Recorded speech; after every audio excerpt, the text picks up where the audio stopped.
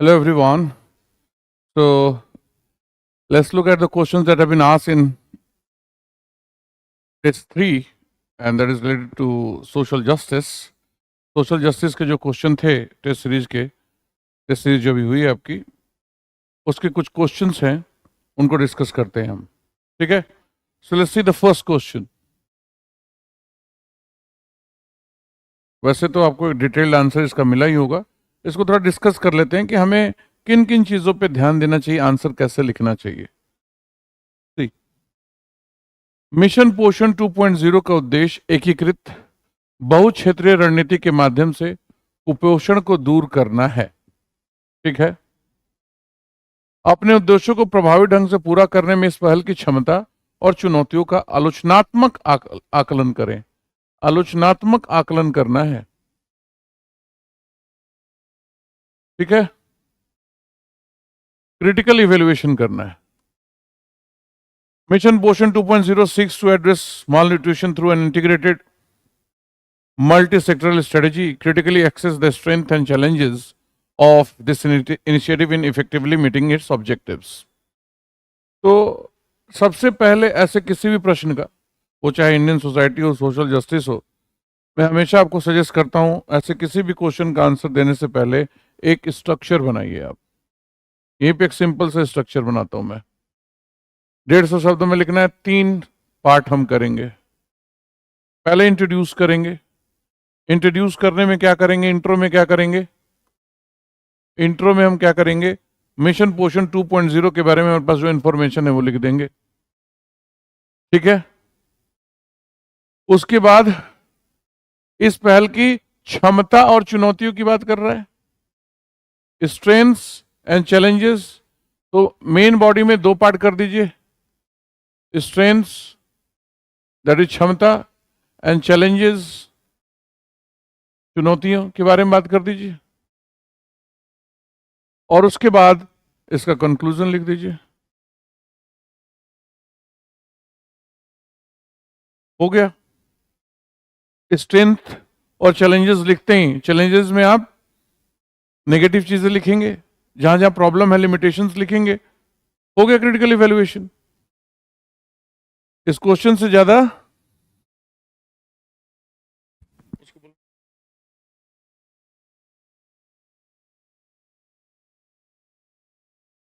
इस इवैल्यूएशन में, मतलब जब भी क्रिटिकल इवैल्यूएशन का क्वेश्चन आता है तो उसमें ऐसे ही स्ट्रेंथ और challenges, pros and cons, merits demerits ऐसे करके लिख लिया कीजिए. हो गया प्रॉब्लम सॉल्व. अब मैं यहाँ डिस्कस करूं इससे बेहतर है, मैंने पीछे भी आपको क्वेश्चन आंसर कराया है, आपको एक डिटेल्ड आंसर इसका मिला होगा, ऑलमोस्ट 500 वर्ड्स के बराबर होता है. उसको छोटा करके कैसे हम आंसर लिख सकते हैं वो मैं दिखाने की कोशिश कर रहा हूं. Let's see.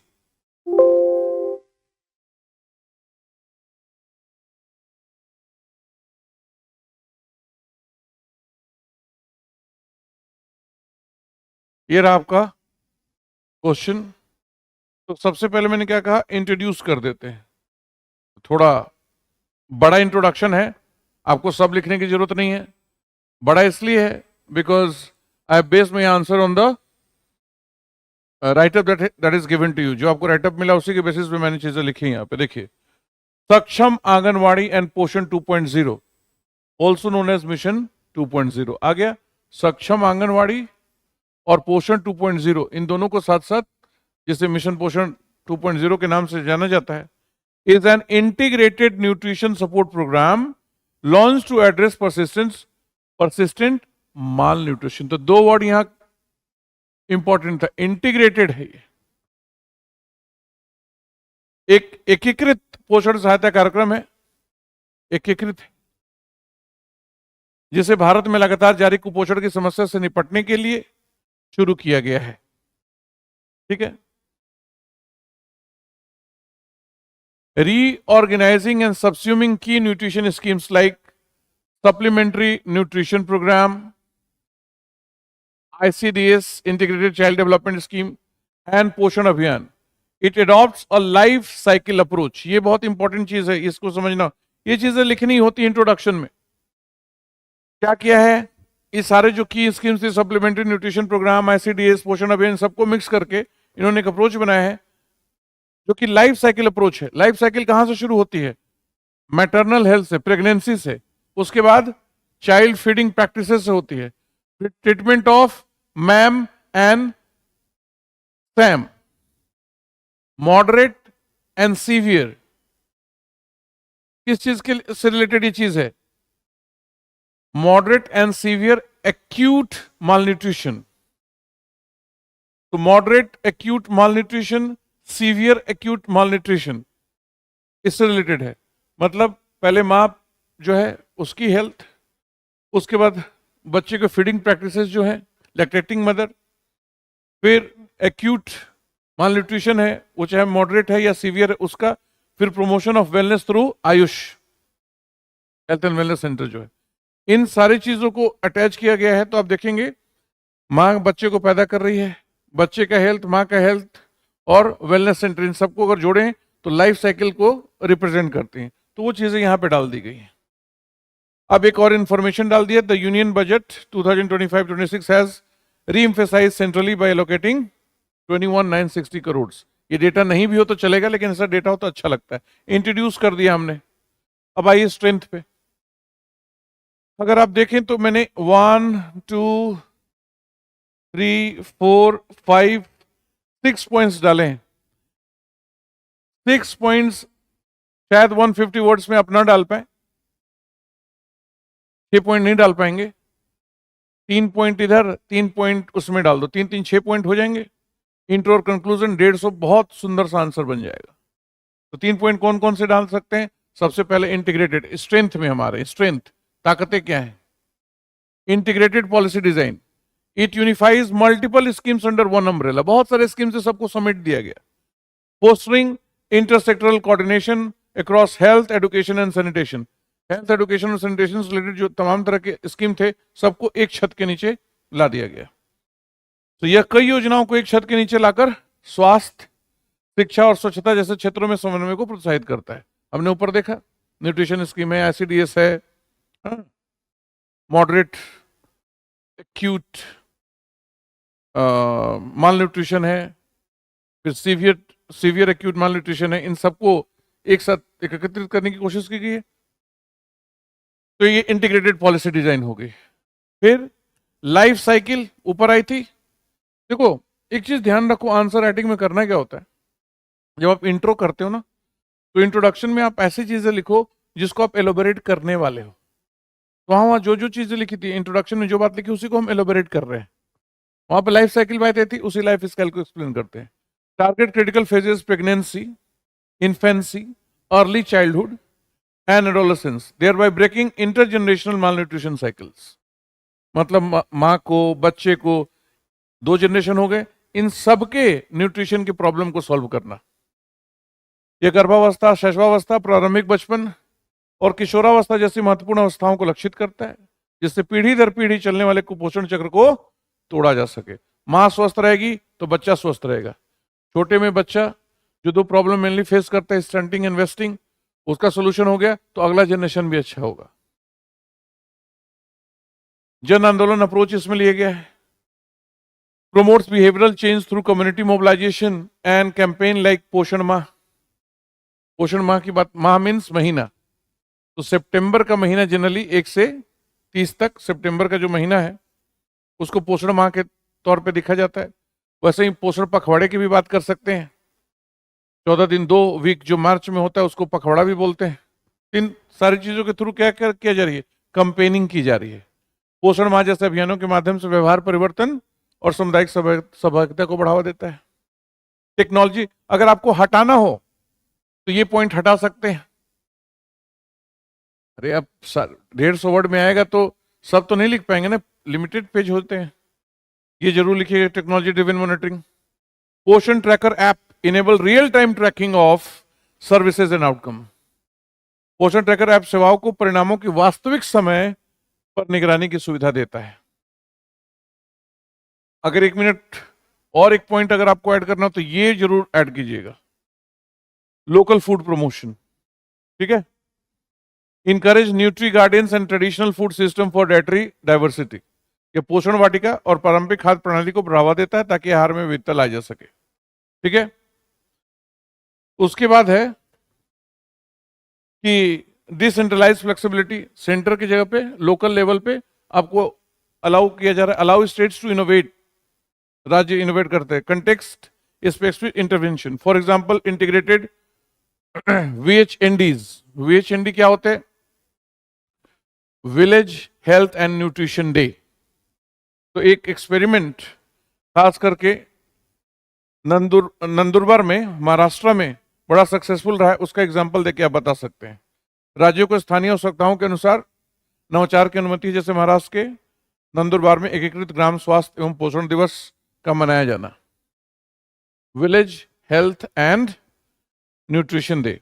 इसमें स्पेशली फोकस रहता है मैटरनल एंड चाइल्ड केयर पे, खास तरह की ट्राइब है वहां पे, उनके बीच में ये प्रमोशन की जाती है, तो उससे उसको लेके अवेयरनेस फैलता है। तो ये सारी चीजें दिखा सकते हैं कि स्टेट लेवल पे चीजें कर रही है, मतलब डिसेंट्रलाइज कंपोनेंट भी है इसकी स्कीम में। ये सारी अच्छी बातें हो गई। अब इसके चैलेंजेस पे चले आते हैं। इंप्लीमेंटेशन में प्रॉब्लम तो आती है, implementation bottlenecks, इनएडिक्वेट anganwadi infrastructure, staff shortage and supply chain leakage affect last mile delivery. Anganwadi केंद्रों की कमजोर अवसंरचना, स्टाफ की कमी और आपूर्ति श्रृंखला में लीकेज अंतिम छोर तक सेवाओं की डिलीवरी को प्रभावित करते हैं। लास्ट में जहां पे पहुंचना है, वहां पहुंचने के लिए जो स्ट्रक्चर चाहिए, स्टाफ चाहिए, वो नहीं है, तो प्रॉब्लम तो होती है। तो ये एक टिपिकल प्रॉब्लम है इंफ्रास्ट्रक्चर और स्टाफ शॉर्टेज की। Data gaps, incomplete data entry in Poshan tracker hampers evidence based policy making.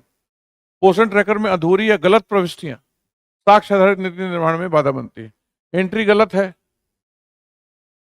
वहां पे, मान लो किसी एरिया में जिनको हेल्प की जरूरत है 10,000 लोग हैं या 5,000 लोग हैं, एंट्री हुई है 2,500 या 3,000, 2,000 लोग छूट गए। उसको एक्सक्लूजन एरर भी बोलते हैं, वो यहाँ पे है, एक्सक्लूजन एरर आते हैं। Budget constraints, minimal increase in allocation, underutilization of previous funds, restricts program expansion, आवंटन में बहुत कम वृद्धि हुई है। पिछले वर्षों में बजट का पूर्ण उपयोग न होने से कार्यक्रम के विस्तार में कठिनाई आई है, इत्यादि। अब एक्सक्लूजन एरर क्या है? जो लाभार्थी होते हैं, those who are beneficiaries are not part of it. Aadhaar link digital system often exclude migrants and the most vulnerable. बहुत से माइग्रेंट और वल्नरेबल लोग इंक्लूड ही नहीं पाते, डेटा ही नहीं उनकी होती है।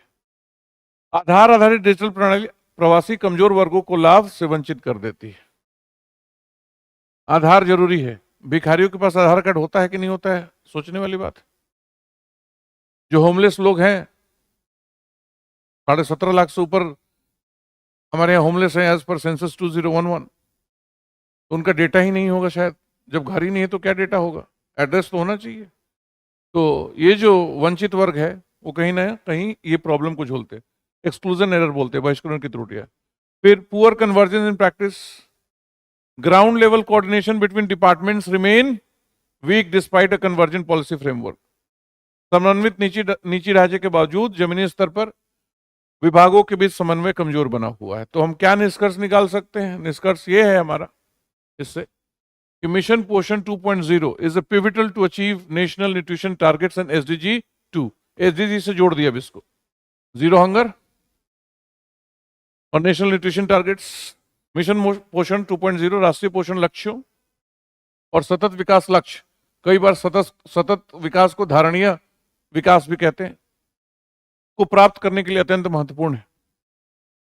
While its integrated design is commendable, its effectiveness, design तो बहुत अच्छा बनाया है, इसका effectiveness depends on improve grass root coordination, robust digital system, adequate funding and periodic third party evaluation। Government ना करे, थर्ड पार्टी से इवेल्युएट कराए। हालांकि इसकी एकीकृत संरचना सराहनीय है, लेकिन इसकी प्रभावशीलता इस बात पर निर्भर करती है कि जमीनी स्तर पर बेहतर समन्वय, सशक्त डिजिटल प्रणाली पर्याप्त वित्तीय संसाधन और नियमित तृतीय पक्ष मूल्यांकन सुनिश्चित किया जाए। Only then can the mission's vision be translated into impactful and inclusive outcomes. तभी इस मिशन की दृष्टि को प्रभावी और समावेशी परिणामों में बदला जा सकेगा। तो आप देख सकते हैं लेंथ, अगर आप देखें इस आंसर का, तो मुझे लगता है नाना करते हुए अभी भी इट इज अराउंड 400 वर्ड्स। अब इसको कम करना इज योर जॉब। उसमें क्या करना है, सेंटेंस क्वेश्चन का लेंथ देख लीजिए, 150 वर्ड है। मेन बॉडी में ना 150 वर्ड के 5 या 6 पॉइंट लिखने में ही ना बहुत हो जाएगा। 5-6 वर्ड तो 250 वर्ड में लिखते हैं। इट डिपेंड्स कि how much are you explaining. लेकिन जब जो प्रोज कॉन्स लिखना है, स्ट्रेंथ वीकनेसेस लिखने हैं, तो डेफिनेटली 3 पॉइंट्स ईच तो लिखोगे, 3-4 पॉइंट्स एक एक लाइन में भी अगर लिखते हो तो। इंट्रो दो, बीच में 3-3 या 4-4 भी लिखते हो तो 7-8 पॉइंट्स हो गए, फिर कंक्लूड कर दो, done. Let's move to next question.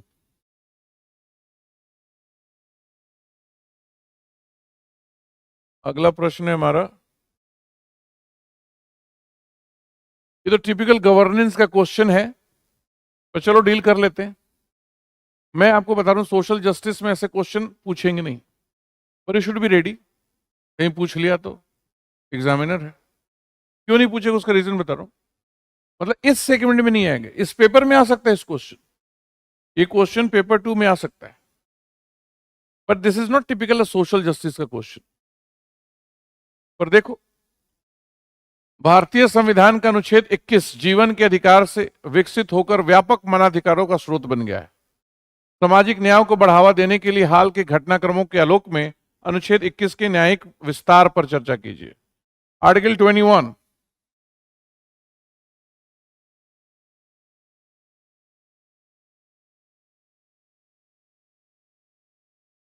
Article 21 of the Indian Constitution has evolved from a mere right to life, सिर्फ right to life अब नहीं रह गया है, source of wide range of human rights. Discuss the judicial expansion of Article 21 in the light of recent development to promote social justice. अब promote social justice है, इसलिए social justice का question कर लीजिए। पर ये टिपिकल आप इसको कॉन्स्टिट्यूशन से रिलेट करके पॉलिटिक्स का ये क्वेश्चन है, कहीं भी है, पेपर 2 में ही है, हम लोग डिस्कस कर लेंगे। अब इसमें क्या ध्यान रखना है, आर्टिकल 21 को लेके जितने भी डिबेट्स आपने पढ़े हैं उसको इन्वॉल्व कर लीजिए कि अर्ली इसका इंटरप्रिटेशन क्या था, फिर मेनका गांधी केस में ये कैसे चेंज हुआ है, फिर उसके बाद से जो अलग अलग राइट डिराइव हुए हैं अलग अलग केसेस में, उनकी बात कर लीजिए। और रिसेंट के टाइम में, हाल फिलहाल के टाइम में उससे क्या जुडिशियल डेवलपमेंट देखने, मतलब जुडिशियल डिसीजंस कुछ जो लिए गए हैं वो क्या लिए गए हैं, उनकी चर्चा कर लीजिए। It could be a very fact based answer. मैंने कुछ पॉइंट्स पिक किए हैं, इतने से भी आपका आंसर हो जाएगा। देखिए क्या करेंगे इस क्वेश्चन के आंसर में, एक मिनट रुक जाओ। इस क्वेश्चन के आंसर में हम क्या करेंगे, इस पर भी हम स्टार्ट कर सकते हैं। एक राइटअप, सॉरी, एक स्ट्रक्चर बनाते हैं हम।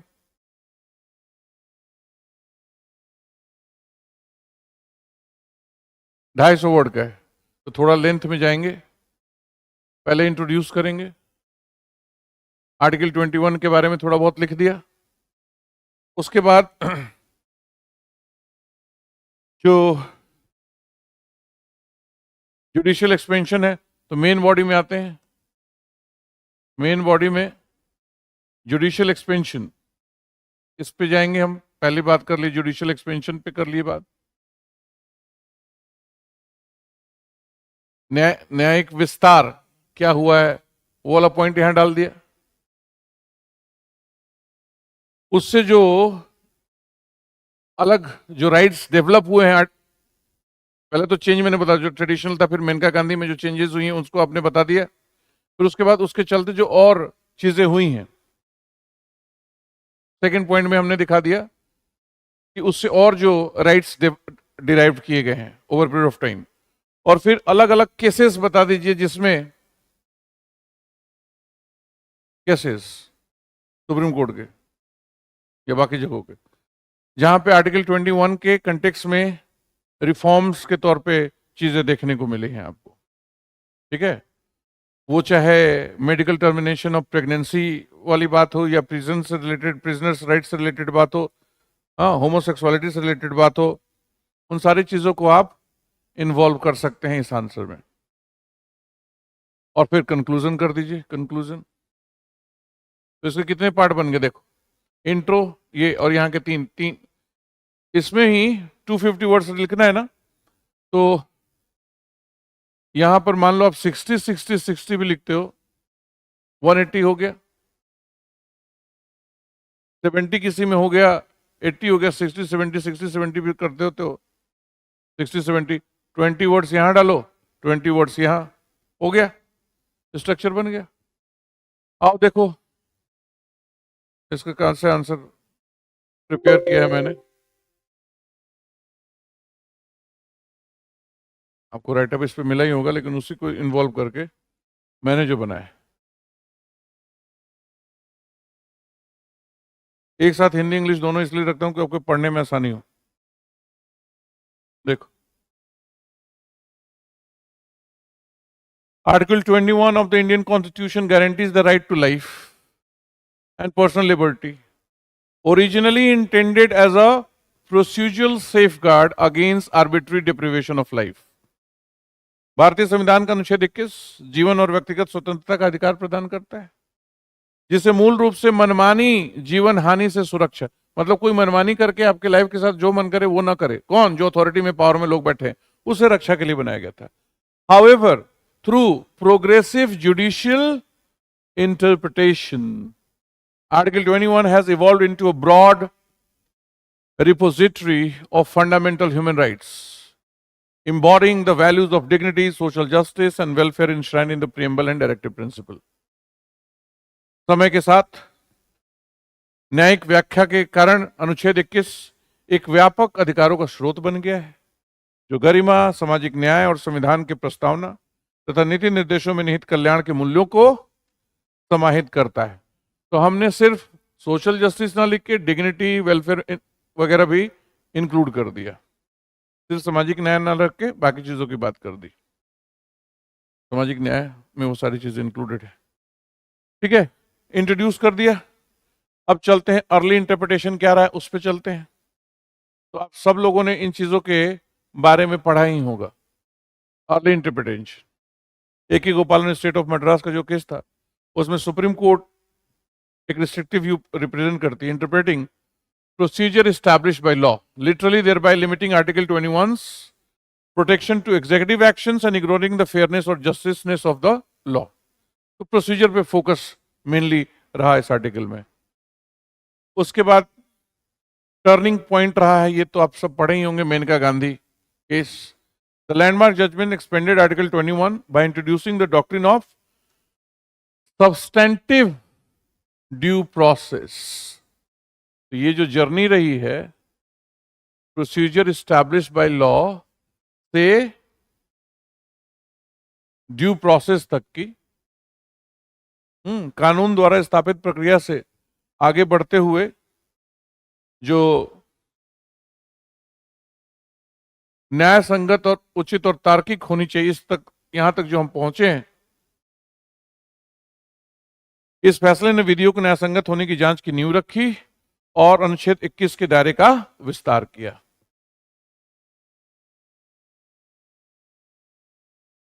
Substantive due process, it holds that any procedure depriving life और लिबर्टी मस्ट बी, कोई भी प्रोसीजर आप यूज कर रहे हैं जो कि डिप्राइव कर रहा है लाइफ और liberty, must be just, fair and reasonable. किसी से कोई अधिकार छीन रहे हैं आप, कोई पनिशमेंट उसको दे रहे हैं, तो जस्टिस वो जस्ट, फेयर और रीजनेबल होने चाहिए। उससे क्या होगा, opening the door to judicial scrutiny of laws affecting fundamental rights and expanding article 20 ambit, उससे बड़ा है। ठीक है, अब उससे अनुच्छेद 21 से जो अलग अलग राइट डेवलप हुए हैं उसकी चर्चा कर दीजिए। यहाँ पे बहुत सारी चीजें हैं रिलेटेड, जिसका केस मतलब अगर आप इस आंसर को देखें, सब तो आपसे नहीं याद होगा, अगर याद है तो बहुत अच्छी बात है। उस टाइम जब आप आंसर लिख रहे हैं सबका सब लिख पाए ये भी जरूरी नहीं है, पर जितना आपसे याद हो, जितने पॉइंट्स बन सकते हैं उनको डालिए। ये जरूर डालिएगा, right to education, Unnikrishnan versus state of Andhra Pradesh, considered implicit in the right to life leading to the right of education act 2009, शिक्षा का अधिकार, जिसके चलते अल्टीमेटली ये आता है verdict. Right to clean environment है, एमसी मेहता केस है। प्रिजन्स राइट है, सुनील बत्रा और लेटर रूलिंग है।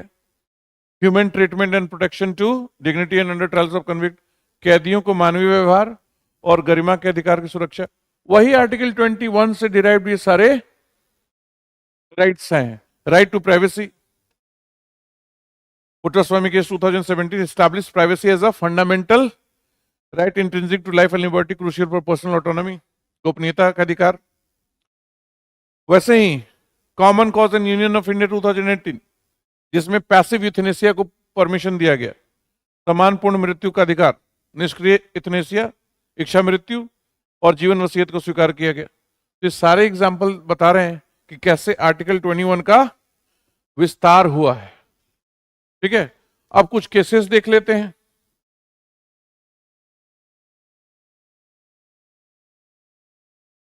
रिसेंट जुडिशियल डेवलपमेंट, वो तो थोड़े पुराने हैं, कुछ रिसेंट के देख लेते हैं। ये एक इंटरेस्टिंग केस है, इसको जरूर याद रखिएगा आपको। अब इसमें जो x versus health and family welfare department case है, ये कहानी क्या थी? एक 25 साल की लड़की थी है जो 24th वीक में एबॉर्शन चाह रही थी, क्योंकि उसके पार्टनर ने शादी करने से इनकार कर दिया था। ठीक है, तो उसकी गोपनीयता के लिए यहाँ पे एक्स उसका नाम रखा गया है। तो in X versus health and family welfare department, the court upheld reproductive autonomy and the right to safe abortion as core components of dignity and privacy under Article 21। X बनाम स्वास्थ्य एवं परिवार कल्याण विभाग ने महिलाओं को सुरक्षित गर्भपात का अधिकार दिया, जो गरिमा और गोपनीयता के महत्वपूर्ण अंग है। इसमें महत्वपूर्ण बात यह आई कि मेडिकल टर्मिनेशन ऑफ प्रेगनेंसी, इसका जो इंटरप्रिटेशन था वो मैरिड वुमेन के लिए था।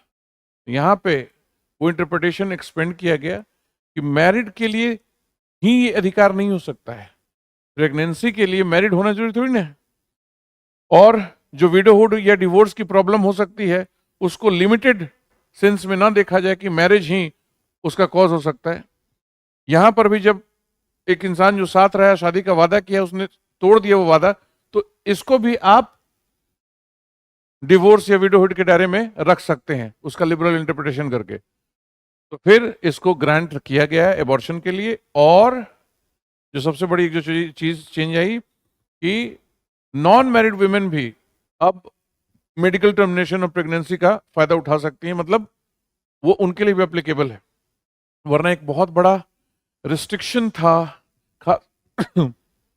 खास करके लड़कियों की लिबर्टी पे, प्रेगनेंसी का बोझ झेलना। ठीक है, अगर वो अनवांटेड है किसी और आप शादी नहीं है, तो तमाम तरह की जो क्लिनिक्स थे उनका गोरख धंधा था इसमें। अच्छा शादी नहीं हुई है, नहीं करेंगे, फिर पैसे खिलाओ और तमाम तरह की गलत चीजें होती थी। तो इसलिए this is a very good act as far as empowerment of women is concern. उसके साथ ही इसको भी मेंशन कीजिएगा आप, फेमस केस है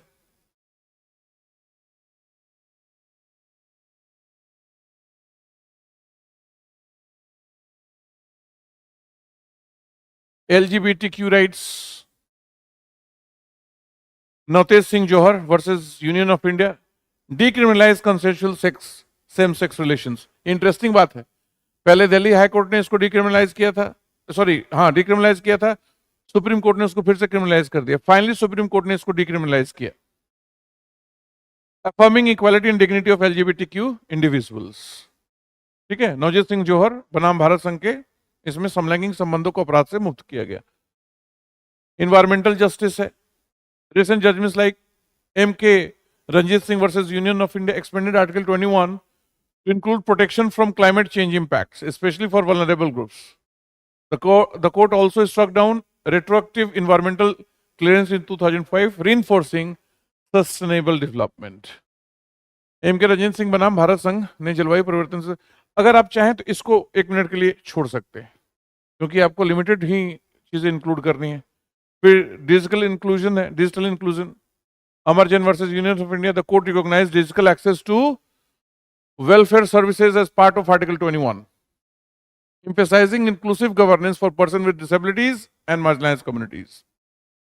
फिर जेंडर इक्वालिटी की बात है, ये एक इंपॉर्टेंट चीज है, इसको जरूर लिखिएगा. Joseph Saini versus union of India, adultery law को इन्होंने स्ट्रक डाउन किया. क्या एडल्ट्री लॉ था previously? If a man is found in adulterous relationship, he will be punished. But the question was, the man is not lonely in adulterous relationship. Adultery में अगर mail है तो उसके साथ female भी तो है. Punishment सिर्फ मेल को क्यों, उस फीमेल को भी दो. So finally it was not considered as right thing and it was changed. तो ये आप एक मेंशन कर सकते हैं. उसके बाद prisoners dignity है. The 2024 ruling against caste-based segregation in prison highlighted the indivisibility of the rights under article this 14, 15, 17, 21, 23. Caste based lobbies आप नहीं बना सकते, वहां पर नहीं कर सकते discrimination. reinforcing that human rights persist even in incarceration, मतलब जेल में बंद है वहां पर भी चीज हो रही, तो इन चीज को खारिज कर दिया गया. जिसका क्या कंक्लूजन हम निकाल सकते हैं? The judicial evolution of article 21 from a narrow procedural safeguard to a broad source of substantive rights reflects the constitution dynamic and transformative nature. अनुच्छेद 21 का व्यापक और सशक्त अधिकारों का स्रोत बनना संविधान की गतिशीलता और परिवर्तनशीलता को दर्शाता है. यह सामाजिक न्याय को सशक्त करने, व्यक्तिगत गरिमा की रक्षा करने और असमानताओं को दूर करने में महत्वपूर्ण भूमिका निभाता है. अनुच्छेद 21 भारतीय संविधान की न्यायसंगत, समान और समावेशी समाज के दृष्टिकोण को साकार करने में एक अहम स्तंभ बना हुआ है. It plays a crucial role in advancing social justice by protecting individual dignity, ensuring equality and addressing emerging societal challenges. Article 21 thus remains a cornerstone in realization of the constitutional vision for a just and equitable society in India. The point is, इतने सारे facts आपको शायद ना याद हो. 3 part हैं. पहले में तो आपको डालना ही होगा थोड़ा सा मेनका गांधी वाली बात. उसके बाद सेकेंड पॉइंट में आप 3-4 पॉइंट डालिए, थर्ड वाले में 3-4 पॉइंट डालिए और कंक्लूजन डाल दीजिए, हो जाएगा. सब याद करना और सारी चीजों को लिखना कई बार पॉसिबल नहीं होता है. आपको 250 वर्ड का स्ट्रक्चर ध्यान में रखते हुए चीजें लिखनी है. Welcome back students. कल 2 क्वेश्चन कर लिए थे हमने, एक और क्वेश्चन रह गया, उसको भी देख लेते हैं फटाफट. इंटरेस्टिंग क्वेश्चन है, प्रोबेबल क्वेश्चन है. ऐसे क्वेश्चन पूछते हैं वो यूपीएससी में, सोशल जस्टिस में से प्रश्न आते हैं. तो लेट्स सी दिस. सार्वभौमिक स्वास्थ्य कवरेज, यूनिवर्सल हेल्थ कवरेज सिर्फ स्वास्थ्य क्षेत्र का लक्ष्य नहीं है, बल्कि सामाजिक समानता और आर्थिक विकास का एक प्रमुख चालक है. इस कथन के आलोक में यूएचसी यूनिवर्सल हेल्थ कवरेज हासिल करने की दिशा में भारत की प्रगति का मूल्यांकन करिए. ओके. साथ ही इसे हासिल करने में भारत के सामने आने वाली चुनौतियों पर भी प्रकाश डालिए. Universal health coverage is not just a health sector goal, but a key driver of social equity and domestic and economic development. In light of this statement, evaluate India's progress towards achieving USC. Also highlight the challenges confronting India in achieving it. So question वैसे है ना, बड़ा आसान सा question है. किस sense में? अगर यूनिवर्सल हेल्थ कवरेज जो WHO विश्व स्वास्थ्य संगठन WHO की जो रिकमेंडेशन है उसके हिसाब से अगर आपको लिखना है तो इस क्वेश्चन के आंसर का पहले एक स्ट्रक्चर बनाते हैं. इस स्ट्रक्चर में पहले हम इंट्रो डाल देंगे यूएससी के बारे में, क्या है क्या नहीं. अब मेन बॉडी में ही मेन बात होती है. मेन बॉडी इसमें क्या करेंगे, इसके कुछ पार्ट बना लो कि कैसे यूएचसी आप अचीव कर रहे हो, कैसे उससे इकोनॉमिक डेवलपमेंट हो रहा है और उसके क्या क्या चैलेंजेस हैं, और उसके बाद कंक्लूजन कर दो, बस। अब यहां पे पॉइंट डालना होगा, जैसे यूएससी में हम मान लो आयुष्मान भारत की बात कर ले। आयुष्मान भारत, आयुष्मान भारत के दो कंपोनेंट है, पीएमजे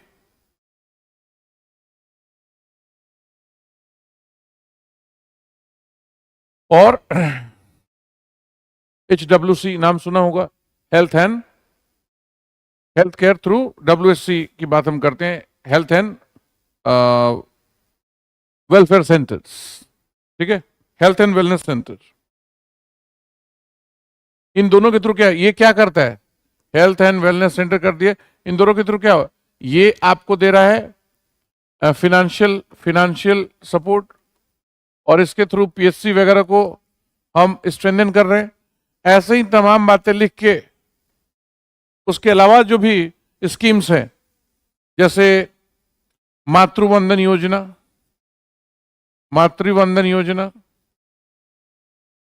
जननी सुरक्षा योजना, ऐसे जितने भी एग्जाम्पल हैं दे के बताइए कि कैसे हम यूनिवर्सल हेल्थ कवरेज को अचीव कर रहे हैं, उससे इकोनॉमिक डेवलपमेंट कैसे हो रहा है। इसमें एक मेन बात आती है कि आउट ऑफ द पॉकेट जो खर्चे होते हैं, कैटास्ट्रॉफिक एक्सपेंसेस जो होती हैं, वो कंट्रोल हो रही। कैटास्ट्रॉफिक एक्सपेंसेस क्या होते हैं, किसी बीमारी में इतना पैसा खर्च हो गया कि घर जमीन सब कुछ बेचना पड़ गया, किसी घर में, गरीब के घर में किसी को कैंसर हो जाए, कोई और बीमारी ऐसी हो जाए, सारा जो कुछ बचा खुचा सब कुछ निकल जाता है। तो ऐसी चीजों को, ऐसी जगहों पर वो पैसा अगर बचा रहे हैं तो बाकी डेवलपमेंट में उसको यूज कर रहे हैं। ये दोनों पॉइंट ऐसा नहीं। उसके अलावा इन चीजों को इंप्लीमेंट करने में क्या दिक्कत हो सकती है, तो ऑब्वियस सी बात है, एक ह्यूमन रिसोर्स की बात होती है, इम्प्लीमेंटेशन के लेवल पे पॉलिटिकल विल के साथ साथ एडमिनिस्ट्रेटिव इनएफिशिएंसी देखनी पड़ती है, यही सारी बातें लिखनी है। तो इन सबको इन्वॉल्व करते हुए क्वेश्चन का आंसर प्रिपेयर किया है। आपको जो राइटअप मिला है, इस क्वेश्चन का आंसर लिखा होगा, बड़ा डिटेल होगा। मैंने छोटा करने की कोशिश की है, फिर भी बहुत बड़ा बन गया है। इसको और आप कट करेंगे, मैं कुछ पॉइंट्स दिखा रहा हूं, इसको और आप छोटा करेंगे। देखिए कैसे इंट्रोडक्शन इसको देते हैं। पहले universal health coverage as defined by WHO ensures that all individuals and communities receive essential health services without financial hardship। ये इसका एजेंडा है। विश्व स्वास्थ्य संगठन द्वारा परिभाषित यूएससी यह सुनिश्चित करता है कि सभी व्यक्तियों और समुदायों को आवश्यक स्वास्थ्य सेवाएं बिना किसी आर्थिक कठिनाई के प्राप्त हों। In India, USC is not just a health policy but a vital tool to reduce poverty, promote equity and unlock the demographic dividend। ये एक नई बात, डेमोग्राफिक डिविडेंड को अनलॉक करने का मतलब है इकोनॉमिक डेवलपमेंट होना। भारत में यूएससी केवल एक स्वास्थ्य नीति नहीं है, बल्कि गरीबी कम करने, समता या समानता को बढ़ावा देने और जनसंख्या के लाभांश के उपयोग को लाने में एक महत्वपूर्ण स्थान रखता है। ये महत्वपूर्ण साधन है इसका। कैसे? अब पहला पॉइंट बोला ना, प्रोग्रेस टुवर्ड्स यूएचसी, तो पहले पीएमजे की बात कर दीजिए। पीएमजे क्या कर रहा है? फाइनेंशियल प्रोटेक्शन दे रहा है। कैसे? इंश्योरेंस देके। आयुष्मान भारत प्रधानमंत्री Jan Arogya Yojana launch in 2018 is the world's largest government funded health insurance scheme covering over 55 crore people. 55 crore लोगों को स्वास्थ्य बीमा दे रही है गवर्नमेंट, विश्व में सबसे बड़ी, ठीक है। इट प्रोवाइड्स 5 लाख पर फैमिली पर year for secondary and tertiary hospitalization. Primary नहीं, प्राइमरी सेकेंडरी टर्सरी आप समझती हैं। टर्सरी सबसे डिफिकल्ट बीमारी जिसमें सर्जरी वगैरह होती है, ट्रांसप्लांट वगैरह हो सकता है। सेकंड लेवल पे कुछ सीरियस डिजीज है, प्राइमरी लेवल पे जो अब PHC वगैरह में हो जाता है।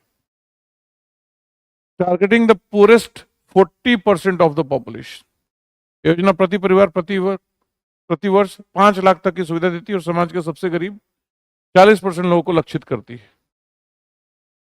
It protects low income families from catastrophic, यही बता रहा था, हेल्थ एक्सपेंडिचर। गरीब परिवारों को विनाशकारी स्वास्थ्य खर्चों से बचाती है। 5 लाख बहुत होते हैं गरीब के लिए। अब उसके बाद HWC, health and wellness centre, more than 1.7 lakh health and wellness centers have been operationalized by 2024. 2024 तक 1.7 लाख से अधिक स्वास्थ्य और कल्याण केंद्र चालू हो चुके हैं। ये केंद्र व्यापक प्राथमिक देखभाल, गैर संचारी रोगों की जांच और मातृ शिशु देखभाल की मतलब स्वास्थ्य सेवाएं प्रदान करते हैं। प्राइमरी केयर दे रहा है, नॉन कम्युनिकेबल डिजीज की स्क्रीनिंग करने के लिए है, और maternal child health services they are providing. PHC को मजबूत करने के, प्राइमरी हेल्थ केयर को मजबूत करने के काम कर रहे हैं। They are crucial in bridging the urban rural health divide. Urban area में जो अच्छी फैसिलिटी है, रूरल एरिया में कम है, उसको कम करने का काम कर रहे हैं।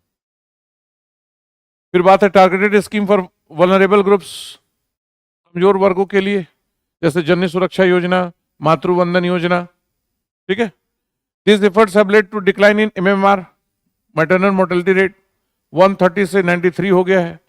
इन्फेंट मोर्टेलिटी रेट 39 से 27 हो गया। मातृ मृत्यु दर 130 से घटकर 93, और शिशु मृत्यु दर 2014 में जो 39 था उससे घटकर 27 हो गया है। तो ये बेनिफिट दिख रही है आपको, कमजोर वर्गों के लिए फायदा है। उसके बाद आभा की बात कर सकते हैं आप। आभा एक कार्ड है, launch in 2021, Ayushman Bharat digital mission to build a digital health ecosystem through Abha IDs. ये आभा आईडीज कितने आसान है, जैसे अगर आपका एक आभा आईडी बन गया, तो आप किसी डॉक्टर के पास गए, आपने आभा आईडी दे दी, आपकी कंसेंसस से वो आपका आईडी ले सकता है। आईडी लेते ही आपका पीछे जो भी डायग्नोसिस हुआ है, जो कुछ भी इलाज हुआ, सब उसमें डिजिटल तौर पे इंक्लूडेड रहेगा। मतलब पीछे आपका जो भी इलाज हुआ है, जो कुछ भी आपको मेडिसिन लिखेगी, सारा डिस्क्रिप्शन उसमें आ जाएगा। तो एक दौर में हम जो फाइल्स रखते थे इतने सारे, उन सब फाइल से छुटकारा गरीब को, और एक आईडी है उसमें सारा आपका डेटा इंक्लूडेड है। 2021 में शुरू किया गया ABDM डिजिटल हेल्थ सिस्टम को आभा आईडी के माध्यम से एकीकृत करने का प्रयास करता है। Around 70 crore Abha IDs have been generated enabling seamless health to health records. जो लोग पूछते हैं ना कई बार, मैं तो सारे स्कीम्स और प्रोग्राम्स ही पूछता हूं रोड पे चलते हुए, गवर्नमेंट कुछ नहीं कर रही है। 3 काम बता दो, 3 काम, 3 तो 20 काम बताए जा सकते हैं। These are remarkable things. ये 70 करोड़ लोगों को आप आभा आईडी दे रहे हो, मतलब आभा आईडी उनकी बनी है, कितनी बड़ी बात है। वरना होता क्या है, डॉक्टर के पास गए, क्या हुआ है, अब शुरू कर रहा है बेचारा, पीछे कभी इलाज करवाया था, पता नहीं उसको याद हो ना हो क्या हुआ था क्या नहीं, डेटा ना हो। Now this is a kind of strengthening the weaker class. So it reduces geographical barriers and help democratize access to quality care. यह भौगोलिक बाधाओं को कम करता है और गुणवत्तापूर्ण स्वास्थ्य सेवा को लोकतांत्रिक पहुंच सुनिश्चित करता है। अब इकोनॉमिक डेवलपमेंट में कैसे ये हेल्प कर रहा है? Reduction in out of pocket expenditure, जेब से खर्च में कमी आ रही है। ये टर्म ध्यान रखिएगा, OOPE, out of pocket OOP expenditure. Out of pocket expenditure कम हुआ है। 2014 में 62% था, जो घट के 47% हुआ। Good reduction. PMJ's cashless hospitalization has protected millions from falling into medical poverty. Cashless production, hospitalization के इसमें प्रोविजन है। This allows families to use saved income for other development needs. बाकी जगहों पे उसको यूज करेंगे, इकोनॉमिक डेवलपमेंट होगा। Improved human capital, better health, especially maternal and child care, enhances physical and cognitive development. तो आगे आने वाली जनरेशन ज्यादा हेल्दी और अच्छी होगी। Life expectancy has increased to 70.9 years and lower fertility rate supports the demographic dividend. Fertility rate भी कम हो गई, जो रिप्लेसमेंट फर्टिलिटी उससे भी नीचे 2.1 है, तो ये 2 हो चुकी है हमारे यहाँ। फिर अफोर्डेबल मेडिसिन, जन औषधि योजना, सस्ती दवाइयां। Nearly 10,000 Jan Aushadhi outlets provide affordable generic medicine. 10,000 Jan Aushadhi केंद्र हैं जो सस्ती जेनरिक दवाइयां उपलब्ध करा रहे हैं। This reduces house hold financial burden and boost economic productivity. सस्ती दवाइयां मिलेंगी तो पैसे जो बचेंगे बाकी जगहों पे खर्च होंगी, तो इकोनॉमिक डेवलपमेंट में कंट्रीब्यूट कर ही रही है। अब आते हैं इसके चैलेंजेस क्या हैं, और वही पुरानी बात, infrastructure and regional gap. According to RHS 2023, rural health statistics कहते हैं इसको, rural health statistics 2023, rural areas face shortage of 32% primary health center and 23 community health center. मतलब प्राथमिक स्वास्थ्य सेवाएं 32% तक ग्रामीण क्षेत्रों में और 23% तक सामुदायिक स्वास्थ्य केंद्रों की कमी है। पब्लिक हेल्थ स्पेंडिंग ये भी कम है। India spend just about 2% of its GDP on health care, which is below global average. सिर्फ 2% खर्च करती है। उसके बाद despite schemes like PMJ, a large portion of the outpatient care and diagnosis remain uncovered. PMJ जैसी योजनाओं के बावजूद बाह्य चिकित्सा और जांच सेवाओं का बड़ा हिस्सा अभी भी कवर नहीं हो पाता। बहुत सारे टेस्ट लिख देंगे जो अवेलेबल नहीं है, प्राइवेट जगह पे करानी पड़ती, कहीं भी हो तो जो कि इसके अंदर डालते ही नहीं है, इस कवरेज में नहीं है, PMJ के अंदर नहीं आती। Urban poor and informal sector worker often fall through the cracks due to fragmented schemes. शहरी गरीब और असंगठित क्षेत्र में श्रमिक अक्सर योजनाओं की खंडित प्रकृतिकरण लाभ से वंचित रह जाते हैं। तमाम तरह की योजनाएं अलग अलग जगह फ्रेगमेंटेड है, तो एक जगह अगर सारा फायदा उठाना चाहे तो उनको वो फायदा नहीं मिल पाता है। प्राइवेट सेक्टर डोमिनेंस, ये तो है ही, over 70%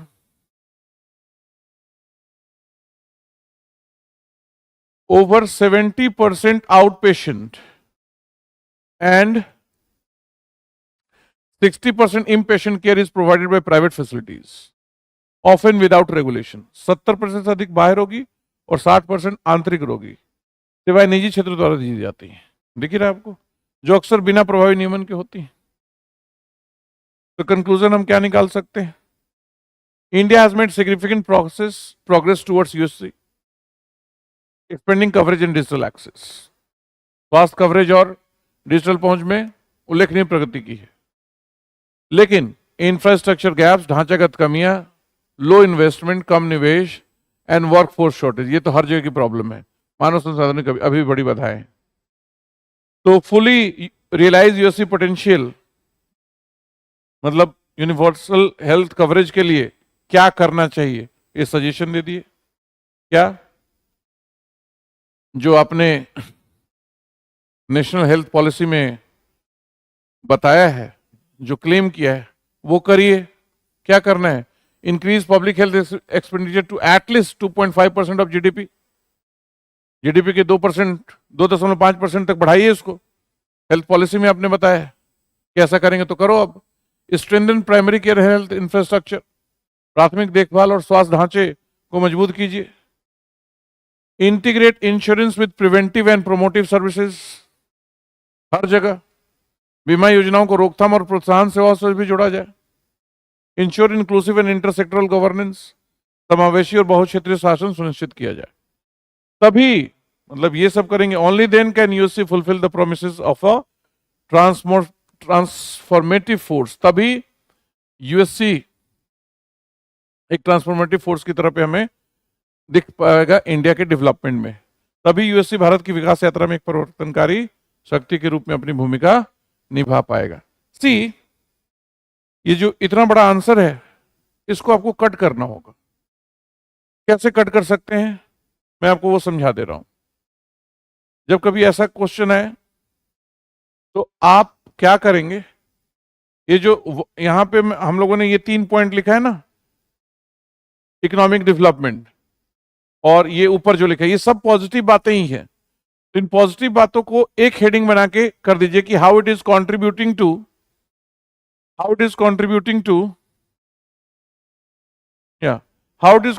to social equality and economic development. वो करके ये जो 5-6 पॉइंट लिखे थे, इसमें से 4 पॉइंट लिख दो और फिर चैलेंजेस लिख दो। अल्टीमेटली 250 वर्ड लिखना है ना, इतना सब नहीं लिख पाओगे। तो ऐसे क्वेश्चन में लिखना है कि उसकी अचीवमेंट क्या है, अचीवमेंट लिख दो 4-5 पॉइंट और फिर चैलेंजेस लिख दो, दैट्स इट, और कंक्लूड कर दो। हम जब आंसर यहां से देते हैं या रिटन फॉर्म में आपको जो आंसर मिलता है उसमें बहुत कुछ होता है, सब आप लिख ही नहीं पाओगे। 250 वर्ड लिखना है। इंट्रोडक्शन दिया, पॉजिटिव बातें लिखी, चैलेंजेस लिखे, दोनों जगह 5-5 6-6 पॉइंट डाल दो, हो गया, फिर कंक्लूड कर दो। So that's it